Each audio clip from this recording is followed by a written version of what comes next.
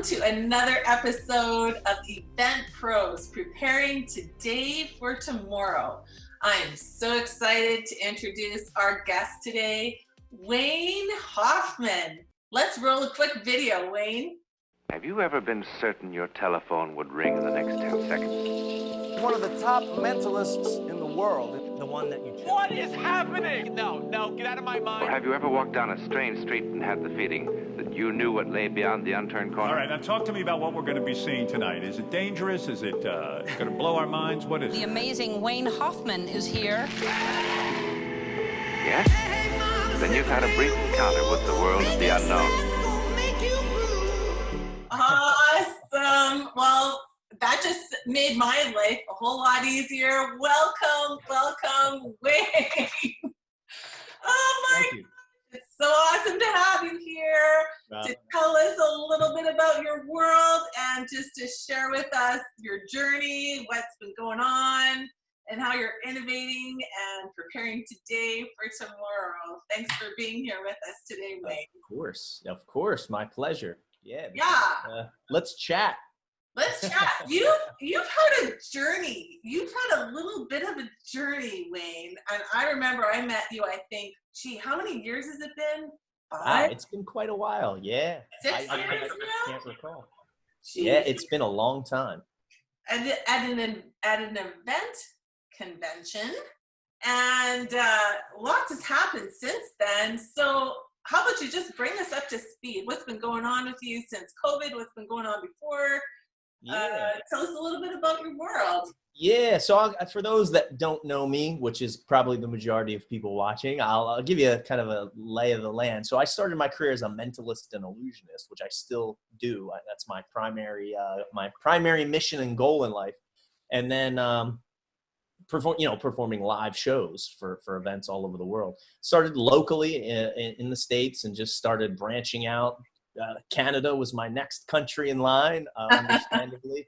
And then over the years, from performing with other artists and meeting different agencies and event planners, I started my own entertainment agency, Hoffman Entertainment. And now I have a team of people that helps me book other acts for events worldwide. So of course, I still perform, and that's, like I said, my primary gig, doing corporate events and colleges and universities. I'm at theaters. I'm all over the place. And then, of course, COVID-19 hit, and I thought, as a performer, I'm like, okay, I'm a magician and a mentalist. Let's say I, God forbid, break my hands. What's my backup plan? And I'm like, well, I'll have the entertainment agency. So I'm safe. That's my safety net. And of course, I didn't think in a million years the entire world would shut down and that large gatherings of people would be basically illegal. So yeah, it's been a journey from day one, just, getting in the events world as a performer for fun. And then creating a business around it, which is also fun, as anybody watching this probably knows. We have our fun, and then since COVID, things have definitely changed. Yeah, absolutely. I know nobody foresaw an entire industry in a matter of days being virtually decimated. I mean, really, that's what's happened here. Yeah. And it's been interesting to watch since all of this has occurred, how people are feeling about engaging in groups.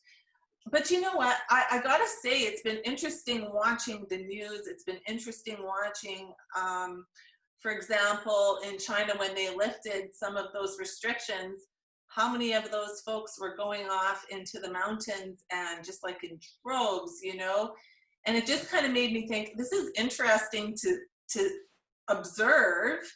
And I think people are missing connecting with people, and there's this virtual space that we're trying to find that connection in, but it just sometimes feels like something's missing. So I think, my prediction as I'm looking at things, it'll be back, but I think it's going to look different. We're going to need to be thinking a little bit more about how we're doing things and a little bit more intentful potentially. What are you kind of observing with all this, Wayne? Yeah. So, after I came to the sudden realization that, live events have basically been put on pause. You go through these stages of grief being in our industry. At first it's denial. No, I'll be fine. And then it's, wait a minute, things are getting real. And so for me, obviously, you started to see the shift into the interest of virtual events, which in our industry is kind of, it happened. There were virtual events before this, Sure. but it wasn't, what we do. So Yeah. I started to see, this interest. And as an entertainer, I thought to myself, well, would people want virtual entertainment? Is this something that's tangible and real? Could people grab this and really run with it? And so luckily for me, I do something that has the ability to translate through a screen. If people want to see really cool magic or really cool mind reading stunts, they can go on YouTube and watch these things. However, I have the ability to still read minds and do magic through a screen. Luckily, because I can interact with people. Yeah. And luckily for me, for the past 20 years, I've been doing radio interviews where I would read the minds of people calling into the station. So I already had this base of stuff. So, I created a show. I wouldn't say easily, but it wasn't too difficult. I created a show for the virtual space to see, will people want this? What will the reaction be like?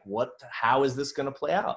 And I did about 2 or 3 of them. And I started to realize this is awesome. Freaking out. I mean, if I showed you the emails I'm getting on my phone, you wouldn't believe it.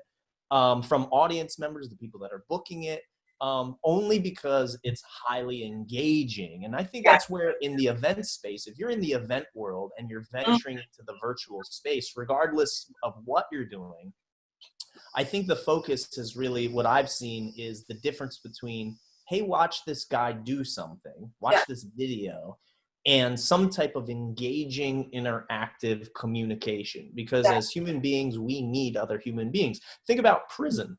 If they want to punish you, they put you in a solitary confinement away from criminals and murderers, where being away from murderers is a bad thing. So we need that human interaction and that connection. And I think, doing it in a virtual space and doing it in an interactive way is what I've seen the winning event companies doing. Yeah, and I think that's where a lot of folks have struggled when they are doing virtual events. Before virtual events, we thought, we're just going to live stream it. It's like a tag on to a live event.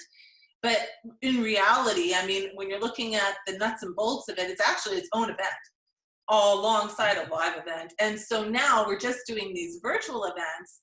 And I think they're even more difficult to do well, because in a live event, you have like all 5 senses. You engage all 5 senses. Well, okay, that's pretty easy to do. How do you do that in a virtual space when people have control over their own environment?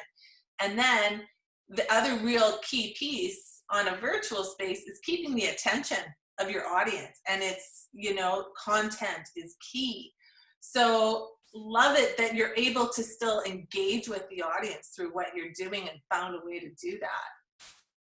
Yeah. It's again, luckily for me, I just so happen to be one of the few entertainers that could just easily, keyword, stop me if you heard this one, pivot to virtual. That's like, it's such an overplayed word, isn't it? Really, but I've been able to do that, without any, problems, because I can still read people's minds through the screen. I can still do magic. It's a visual art form. And then I can have people make decisions. Like here, I'll show you a quick one.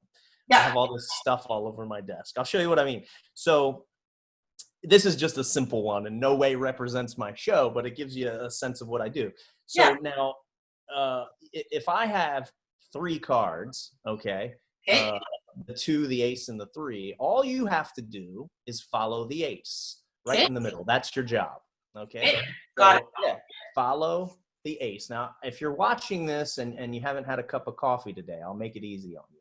Okay. Right? Awesome. So follow the ace. Now, do you think it's in hand A or do you think it's in hand B? And B.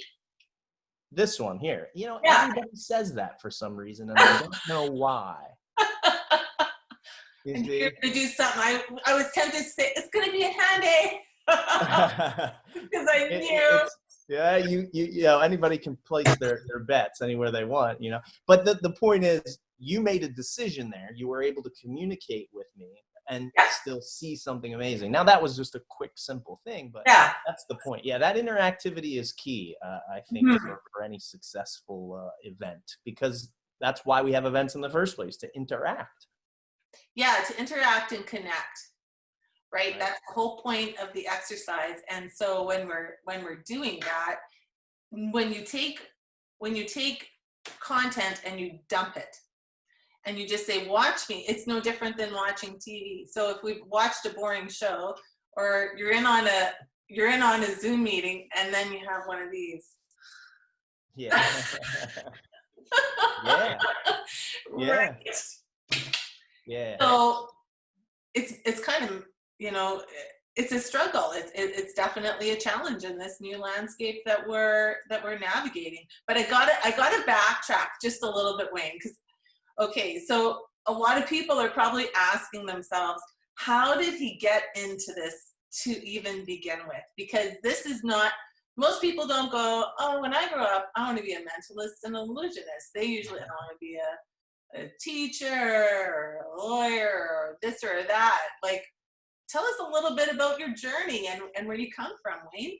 Yeah, so it's you're right. No, nobody wakes up one day and says, I want to read minds and do magic. It's definitely a unique world. I mean, my story is a simple one, and I think if you ask anybody in my profession, I'd say 8 out of 10 of them will tell somewhat of a similar story. And you know, it goes back. My passion started when I was a child. I was probably 8, and I got into magic. You know, the little magic sets and the little tricks that everybody gets it when they're a child. Mm-hmm. And where my story kind of differs slightly is I was fortunate enough to grow up in a town that had a magic shop. Where I could get on my bicycle and I could ride it to a magic shop, a brick and mortar building where magicians and mind readers would hang out with sword swallowers and hypnotists and, you know, card cheats and all jugglers and all sorts of people. Wow. So there was this community at it's the Mingus Magic Shop in Reading, Pennsylvania, which is near Philadelphia. Yeah. The Mingus Magic Shop. It's still there. He still operates. He has a little theater in the back. And I would go there and, you know, I wouldn't say every day, but nearly. I'd be in there learning from other magicians and learning from other mentalists. And then I did magic as a hobby until people started to offer to pay me to do it. You know, and they'd say, hey, come to my party and entertain, and I'll give you a few bucks. And I'm thinking, pay me? I do this because I love it. Sure, you know. And then that just grew organically. Somebody would see me at, you know how word of mouth in our industry is. If somebody, hey, who did all of this? Oh, you know, this event planner or this entertainment company. Oh, great. Give me their card. I want to connect. So that just grew my business. And then as it's growing, I went to a university where I studied psychology. And that's when I started integrating what I like to call the science of the mind into this magic show that I was doing. And slowly the mental, psychological stuff took hold. And I realized people would say, oh, that was a cool illusion you did, but how did you read my mind? You know, and I resonated with it, and I felt like it was really my forte in mentalism. And from there, you know, I connected with event planners in my area, and then they started booking me for all these events, and, you know, it just grew and grew and grew. And then, you know, at some point I was like, okay, do I get a real job, or do I stay an entertainer and go into entertainment in the event space? Yeah. And of course, everybody's telling me, you're nuts. You know, get a real job and do this on the side. But I was too passionate. You know, I saw the opportunity to do something I really enjoyed. And the rest is history. A lot of hard work, promoting myself and getting out there. And now, luckily for me, I'm still here. Yeah. You know, you've said a word a few times as you're telling your story. You're passionate about it. You're passionate about it. And I got to ask you, so what is it about what you do, that just like, that's your payday. Because it's not, of course, you need to be paid in dollars. However, there's something else a little bit deeper for you that really is the point of the exercise for you. Yeah, and it's not to get too philosophical, but Mm. everyone's questioning what is the meaning of life. Quite frankly, I think the meaning of life is to figure out how it ends for you. And in doing so, you have to focus in on what you're passionate about. Let's be real. If I told anyone watching this to go out and become a mentalist and a magician, good luck. Where do you even start? Maybe in this industry, people are a little bit more knowledgeable. Okay, I can figure it out. But for the average average Joe in the public, it would be very difficult.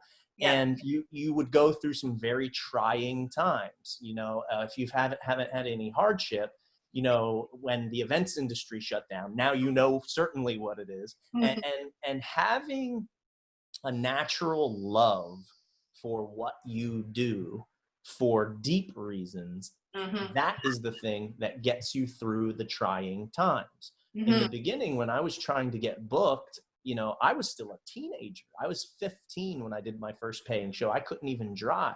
So I would ride around on my bicycle, putting homemade flyers in people's doors saying, hey, hire me to do a magic show.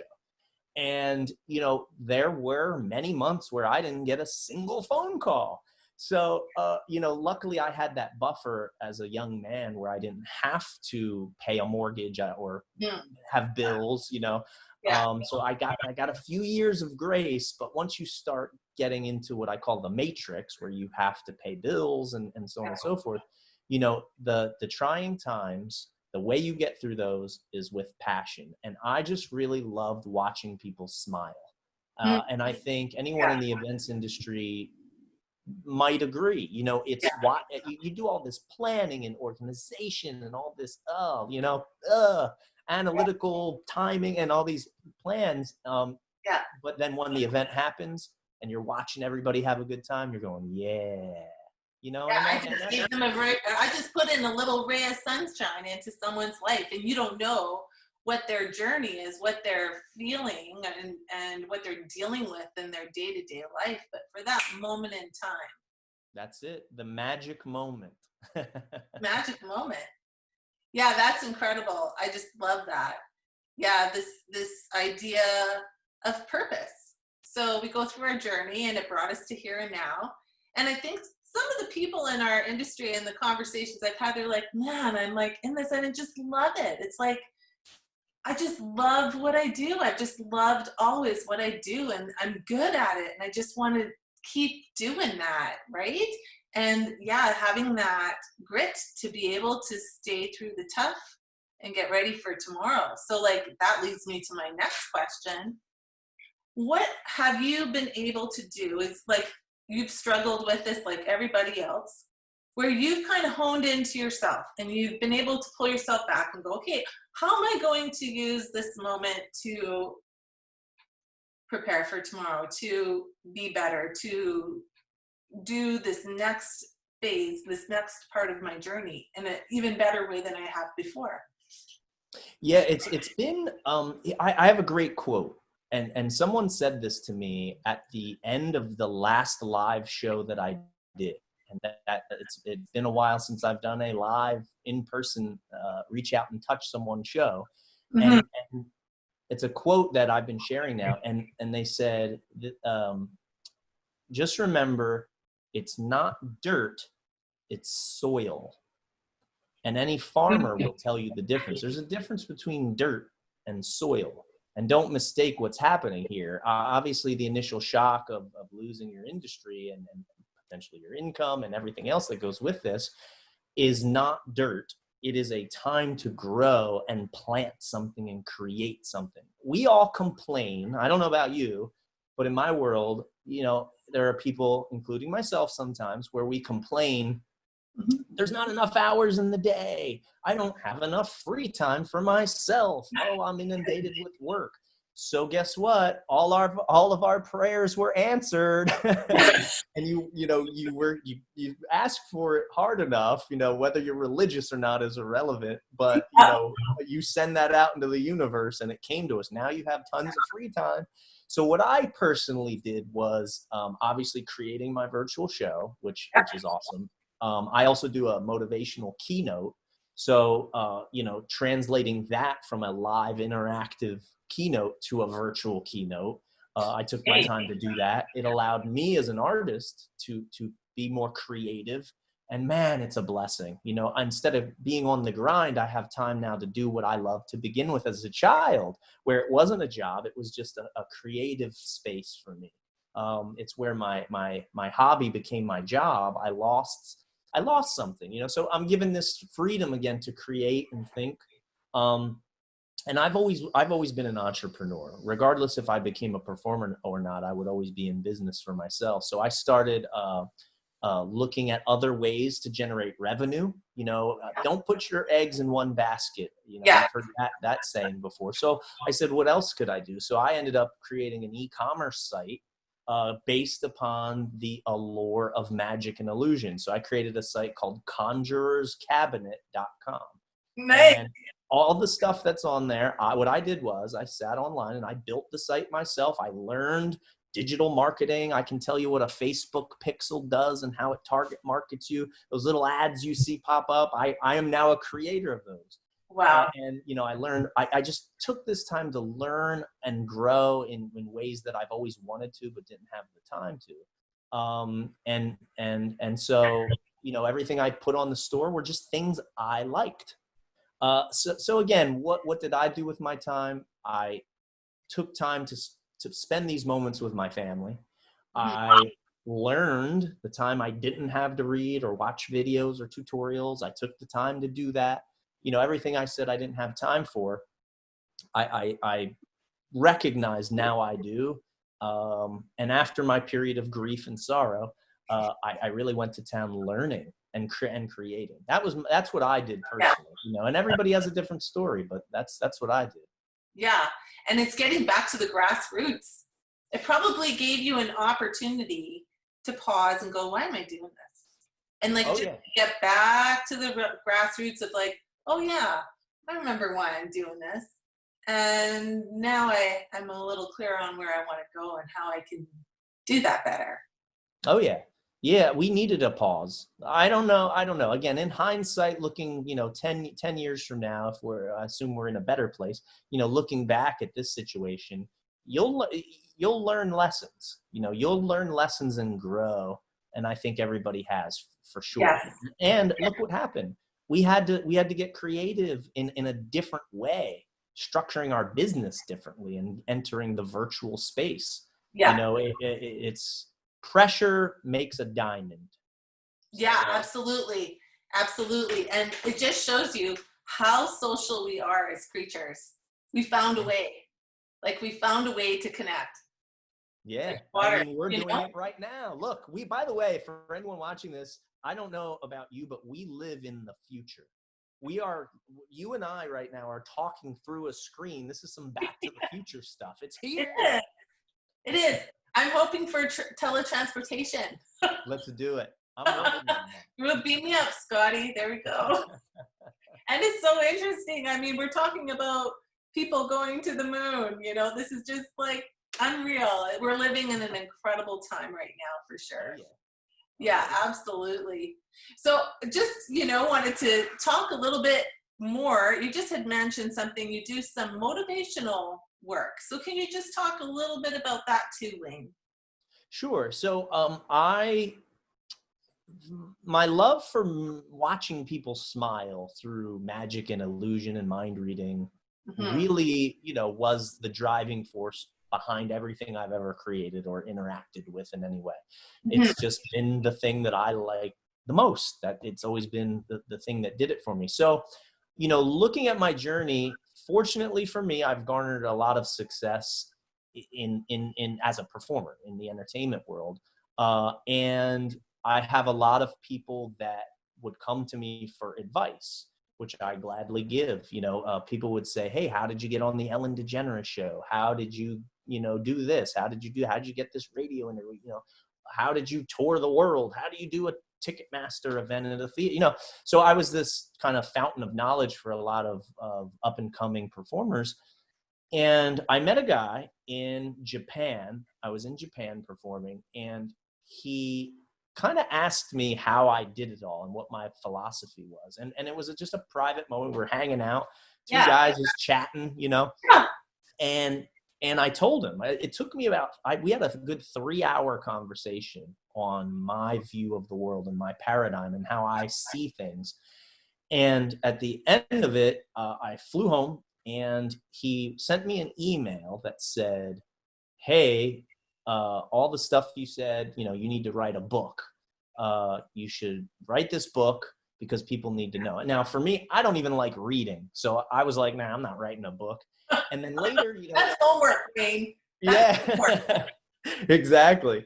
So eventually I did write a book, putting all of these thoughts in a way that it would educate people on how to have little mind hacks and paradigm shifts to reframe their view of the world to act as a catalyst for success. Because I wanted to help people, and I didn't do it for the money. I didn't do it because I'm an author by any means. I wanted to share knowledge that I believed would help people. Yeah. Well, the book, I put it on iTunes Books and Amazon, and I started handing out copies, and I watched people's lives change. And when I'm saying that, this is not a sales pitch. Don't get me wrong. Hey, if you're watching this and you want to buy the book, by all means, but it's not a sales pitch. I truly got emails. I mean, just incredible stories. Off the top of my head, a guy wrote me and he said, I read your book. And he said, I've been a gay man my whole life in the closet, and I didn't want anyone to know, and the hardships and struggles you went through. And he said, because of your book, I'm marrying my husband next month, and I've been happier than I've ever been in my life. And so just things like that. So with that being said, to keep this terse, I watched what the book could do, and I said, well, I need to share these things using my art form as kind of the medium. So I said, how can I share this information but not make it boring? So I figured out a way to fuse magic and mentalism with these awesome learning outcomes. And so I created my motivational keynote, which is called The Power and Potential of the Human Mind. And so what I do is I go on stage, I do interactive experiments with the audience. And I'm doing this now virtually, of course, where, people are engaging in these mental exercises and also seeing cool things, happen. Things I don't want to give away, too much, but you're seeing surprising and incredible things, inexplicable things happening on stage or virtually while you're learning. And these are, it's not drinking from a fire hose. I hit 4 major points and use magic and mentalism to highlight those points. And so, it's interesting coming as a performer, watching the different reactions I get. At my show, people clap and they'll come up and buy a t-shirt and ask for an autograph and a photo or whatever. But after my keynotes, people would come up with tears in their eyes. And I mean this literally, crying, hugging me, saying, "You've changed my life today." And so I just ran with that. It organically created itself, and I love doing it. Yeah, absolutely. That's incredible. I love how, you've taken your craft, this thing where you found kind of your purpose. You found your purpose, and it just feeds your soul, and found many different ways to apply it to enrich the lives of the people around you. And there's a value in that, obviously. And that's an incredible thing. And I love how you've recreated, and we're not going to use the word pivot. We're going to use the word expanded yourself into the virtual space of here and beyond, to be able to connect with people, not just at live events, but virtually. And honestly, I can see this being really impactful for events going forward, where I don't think it's just going to be live for a lot of events. I think there's going to be even a blended component where, sure, you have a live piece, but maybe people also have an option to connect virtually as well. There's lots of opportunity there. as organizations are looking for new ways to kind of navigate through the space and build their teams, and people are more remote, I can see there being a lot of potential for organizations wanting to utilize that more interactive approach to, plug those into their events as well. Oh yeah, absolutely. I think we are becoming, a society where the almighty screen and the internet is going to become, I mean, it's common sense. Yeah. Look at what we're doing now with everything happening in the world we live in. I don't know about you, but I have my phone, internet ready, strapped to my hip at all times. We've essentially become cyborgs, which is exactly what we thought was going to happen in the future. Movies and television told us this was coming. So yeah, I without a doubt. I mean, it's a no-brainer. We're going to see events shift to being these hybrid. We always need live personal interconnectivity, and then to bring in that virtual component where people from all over the world, come into that space.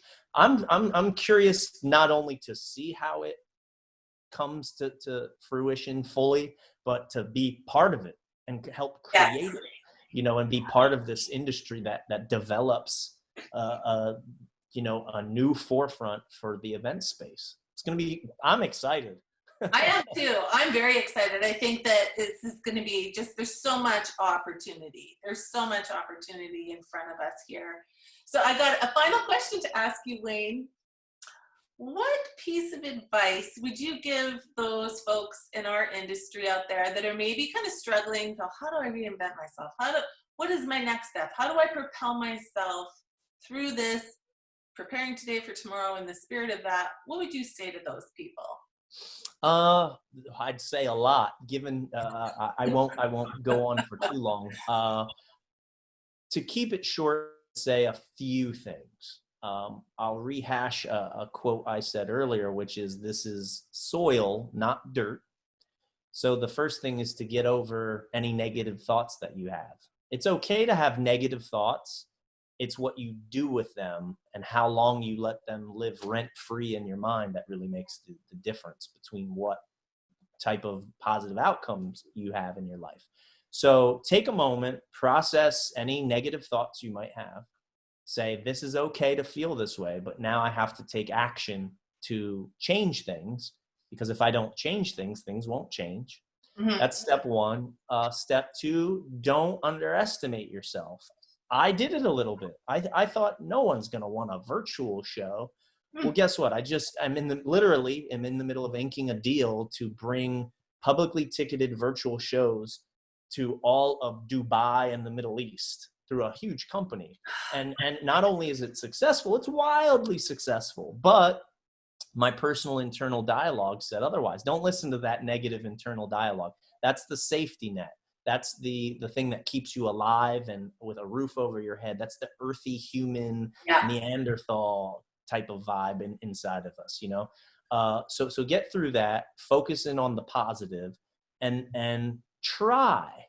One quote that I know I like to say, and I learned this from a gentleman named Steve Chandler.